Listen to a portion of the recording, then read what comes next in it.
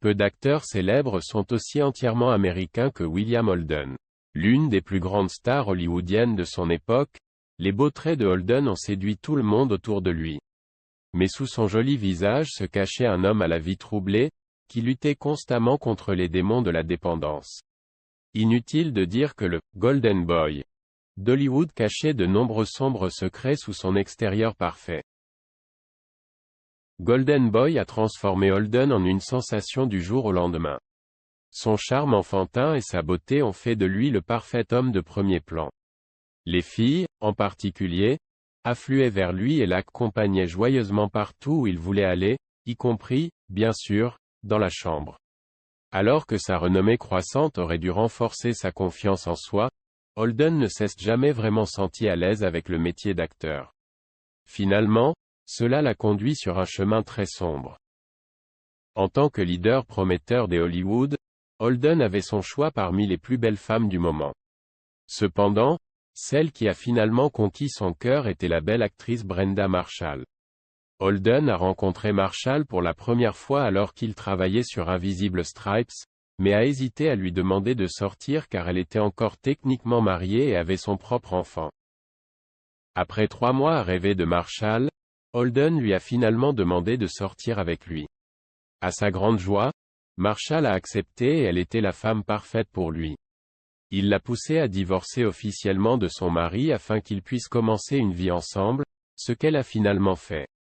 En juillet 1941, Holden leur suggéra de s'enfuir à Las Vegas, mais cette aventure faillit se terminer par un désastre. En raison de son calendrier de tournage et de son désir de garder secret ses projets de mariage, Holden a fini par rater son propre mariage. Le tournage de The Remarkable Andrew a dépassé de 2 heures le calendrier prévu. Au moment où lui et sa fiancée sont arrivés à Las Vegas, le ministre qu'il avait réservé avait disparu depuis longtemps. Holden et Marshall ont dû supplier le ministre de procéder à la cérémonie dans leur petite chambre d'hôtel. À sa demande, l'épouse de Holden a pris sa retraite en tant qu'actrice, faisant de lui le seul soutien de famille. Il y avait un problème majeur avec cela, sa femme gagnait 5 fois plus que lui. Tragiquement, le rêve de Holden de subvenir aux besoins de sa famille en jouant a commencé à s'effondrer. Il n'avait tout simplement aucun rôle pour lui. Il est devenu de plus en plus irritable, s'isolant de ses amis et incapable de répondre à leurs questions. Au cours d'une scène sur Sunset Boulevard, Holden avait besoin d'embrasser sa co-star, Gloria Swanson. Lors de la deuxième prise, Holden a embrassé Swanson, et ne s'est pas arrêté, même lorsque Wilder a crié « Coupé ». Il ne s'est arrêté que lorsque sa femme, venue lui rendre visite, a crié « Coupé » derrière la caméra. Ce n'était pas une bonne idée pour Holden, et cela préfigurait le chemin tragique que sa relation avec sa femme était sur le point de prendre. Lorsque Sunset Boulevard est sorti en salle, cela a prouvé au monde que Holden n'était pas seulement un homme de premier plan. C'était un véritable acteur, capable d'incarner des personnages compliqués et de leur donner vie. Le film a véritablement propulsé Holden vers la gloire, mais cela a eu un coût, sa femme. Jalouse de la soudaine célébrité de Holden et de la perte de la sienne, la femme de Holden a saisi chaque occasion pour le faire tomber, et les fissures dans leur mariage ont commencé à apparaître. Sunset Boulevard et la performance de Holden dans le film ont tellement impressionné tout le monde qu'ils l'ont nominé pour un Oscar. Cela aurait dû être un moment de joie pour tous, à l'exception de 2 problèmes. Premièrement, il n'a pas gagné, et deuxièmement, sa femme a passé la soirée à faire des commentaires passifs-agressifs sur la façon dont José Ferré, qui a remporté le prix, méritait le prix. Gagné Holden. Bien que la relation de Holden ait rencontré des obstacles majeurs, sa carrière s'est déroulée beaucoup plus facilement.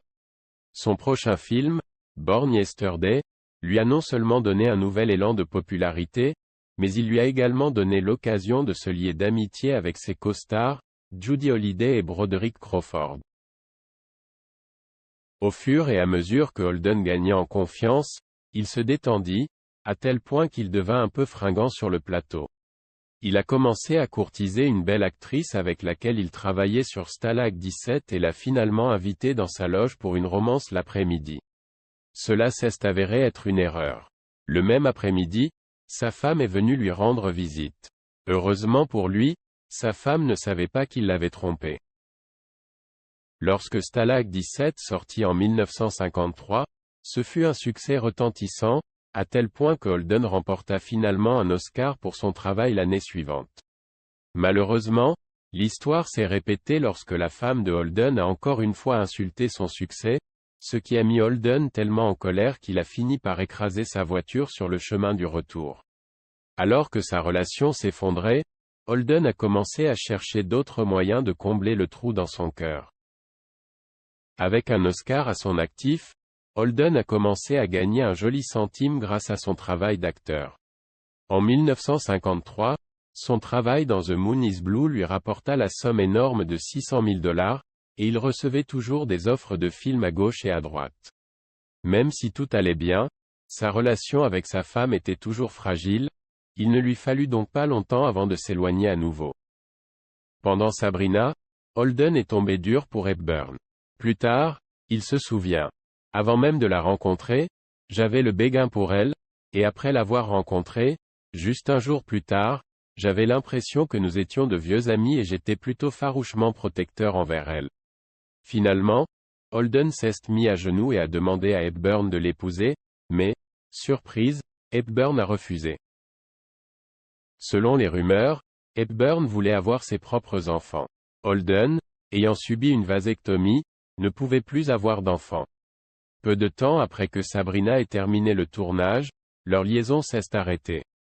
Se sentant coupable de cette alliance, Holden a commencé à compter encore plus sur la boisson. Et bien qu'il ait bien caché au public ses problèmes domestiques, sa relation avec sa femme s'effondrait déjà. En 1954, Holden est apparu dans The Country Girl et The Bridge at Tokory. Dans les deux films, il a travaillé avec une belle actrice nommée Grace Kelly et est rapidement tombé éperdument amoureux d'elle.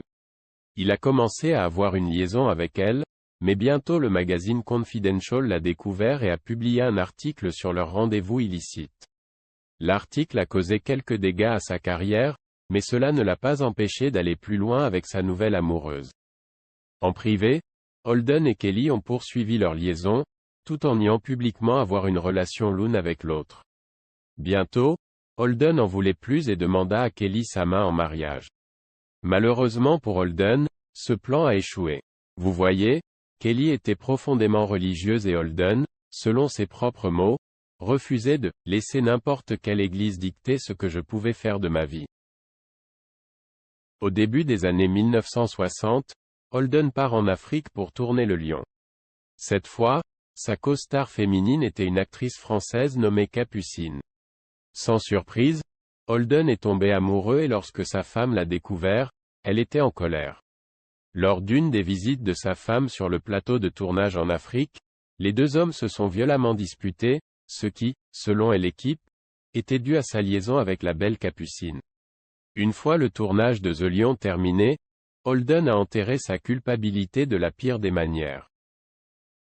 Holden, qui a dû interrompre sa consommation d'alcool en raison d'une hépatite, s'est lancé dans une beuverie. En plus de cela, il prenait toutes les excuses possibles pour éviter d'être à la maison, laissant sa femme et ses enfants derrière lui pendant de longues périodes. La tension émotionnelle et physique a commencé à lui faire des ravages, à tel point qu'elle a commencé à affecter son comportement sur le plateau.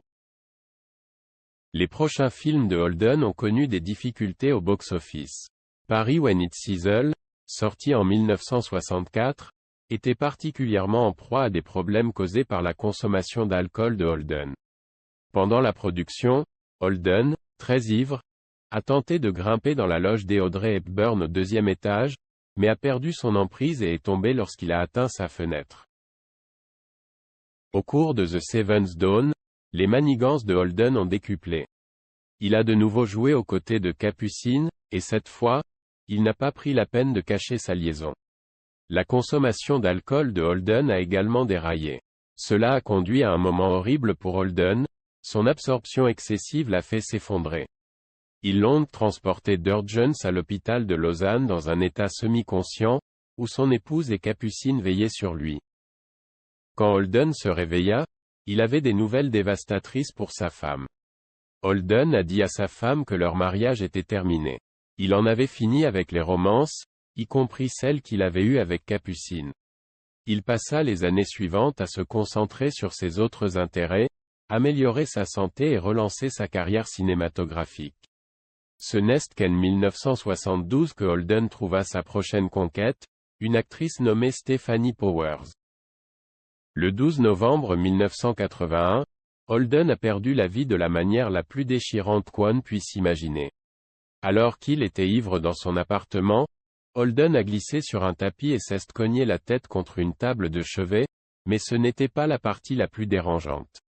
Selon les preuves médico-légales, l'acteur est resté conscient jusqu'à une demi-heure après l'accident. Alors qu'il était toujours conscient et respirant, William Holden s'est vidé de son sang sur le sol de sa maison. Beaucoup ont pleuré son décès, notamment son bon ami, le président Ronald Reagan. Conformément à la volonté de Holden, ils ont incinéré sa dépouille et dispersé ses cendres dans l'océan Pacifique sans aucune fanfare.